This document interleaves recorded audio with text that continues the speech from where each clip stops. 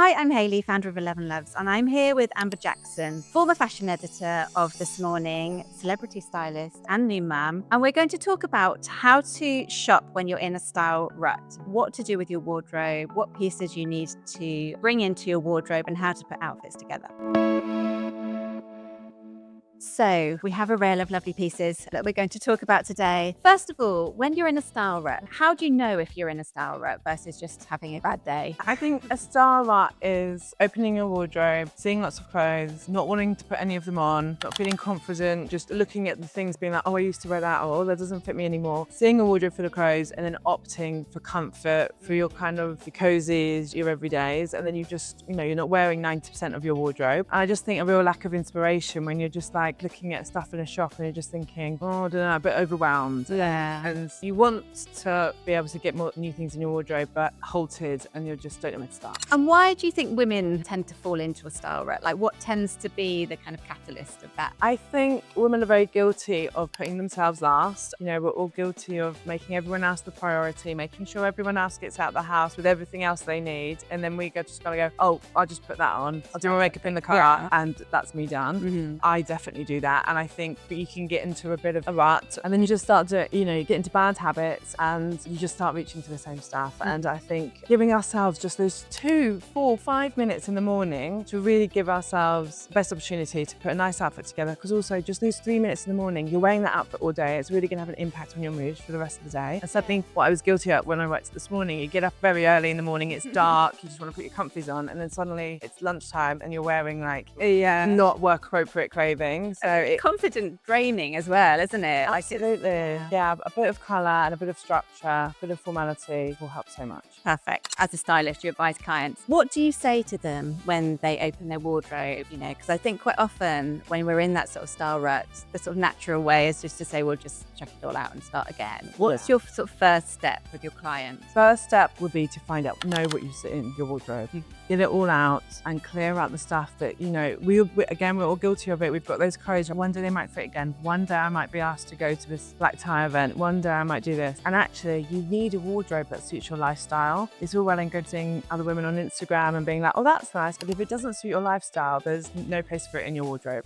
So I think get everything out and put it all back in again, or clear out what you don't want. Really well organized so you can see, like we've kind of got here, like your tops together, your trousers, really good hangers. And then it would just automatically make getting ready in the morning that bit easier. Outfit planning is always a really good idea as well. I think if you have your main wardrobe and then maybe off the side of it, you have a little tiny rail, if you just put a couple of days worth of outfits on there, or maybe just hanging them on the back of the door, it just takes that ease away in the morning and it's already sorted for you. It's one less thing to think about. And as a new mum, I think that's the thing that quite often we feel you suddenly realise you've got no time to get dressed. Absolutely. And so you're just having those things that you can kind of reach for, and you've already done that clear out and you've only got things in your wardrobe that you like and for you and work for you as well. And we're all time poor, so any little things you can do to help yourself really, really help, especially in a stressful morning when you're all trying to get out of the house. Absolutely. So if you're not doing a whole wardrobe overhaul and you want to pull outfits together that give you confidence and get you out of that style rut, what are the simple style tricks that you would employ and advise people to employ? So absolutely do not need to have a whole wardrobe overhaul. It's kind of putting together a wardrobe that works for your lifestyle and works together as well. And I think,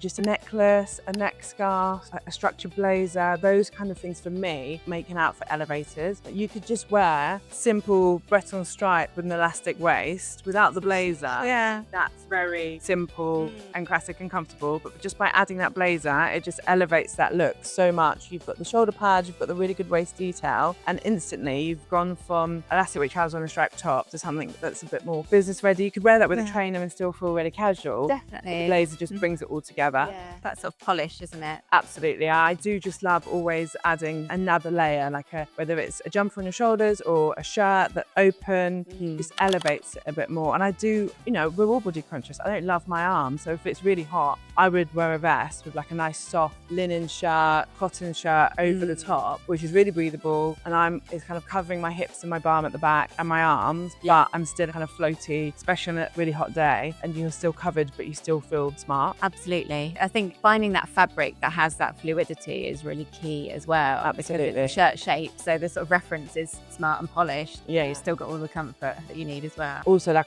dress wise, I do just love to throw on a dress. You've got one thing when you're really stressed about what to wear on a day. If you've just got 2 or 3 dresses in your wardrobe that you just know, whatever the weather, if you're having a thin day, a fat day, you know, you've just got those guaranteed dresses that you can just throw on and feel good. Yeah. This would put for me, like you could just loosen the belt and feel a bit more casual, or tie it at the back, or just take the belt off automatically. I know the leopard one, that is just such an easy dress to be kind of floating around the house, and the leopard does it all the talking. You don't have to think about anything, and if you wanted to add a belt, you could, but you could just be floaty. And if I saw someone in the nursery run with that and a cool pair of trainers and a little denim jacket on, I'd be like, she knows what she's doing. Yes. But in your head, you've just thrown on a really easy dress. That's it. And it's just having those pieces to reach for. And I think it's quite interesting that, you know, quite often when people talk about dresses, people kind of assume that it needs to be a certain shape or it needs to be more fitted. But I think just having that sort of floaty piece and letting the statement come from the print, I think is really important. So if I was in a style rut and I opened my wardrobe, what are the first few kind of wardrobe spots? What do you look for and say you absolutely need? Like my non-negotiables. Yeah.